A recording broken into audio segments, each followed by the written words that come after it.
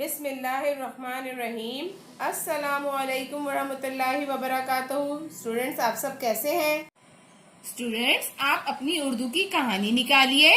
हम सब सफा नंबर 1 और 2 खोलिए। ये कौन है? ये बानो है। ये बानो है और ये बानो का कमरा है।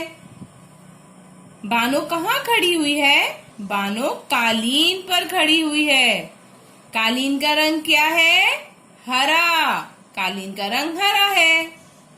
और ये क्या है? ये बानो की पढ़ाई की मेज है। बानो इस पर पढ़ती है। ये बानो की किताब है। ये बानो का बस्ता है। ये क्या है? इसमें बानो ने पेंसिल रखी हुई है और इस टोकरी में बानो ने अपने रंग रखे हुए हैं और यहाँ एक छोटा पौधा भी रखा हुआ है। कितना प्यारा लग रहा है ना? और ये एक स्टूल भी है। यहाँ स्टूल के ऊपर एक गद्दी है। गद्दी का रंग भी हरा है। और स्टूल के ऊपर क्या है? ये बानो की गुड़िया है। और इस कमरे में क्या है? इस कमरे में एक तस्वीर भी है। कितनी प्यारी है ना? ये एक पार्क बना हुआ है और घर बना हुआ है और यहाँ पे एक घड़ी भी है। बानो इसमें वक्त देखती है और अपने सारे काम वक्त पर करती है। और बानो के कमरे में गुलाबी रंग हुआ है। और ये जमीन कैसी है? ये जमीन पर मार्बल लगे हुए हैं।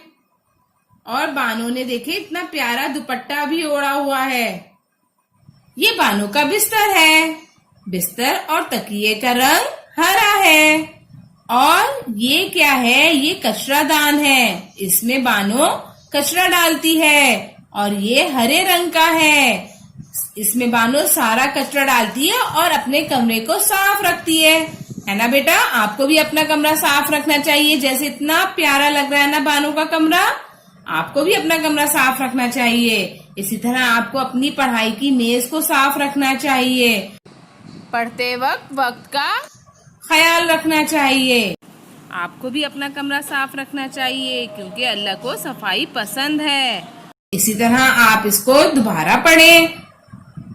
अपना ख्याल रखें। अल्लाह हाफिज।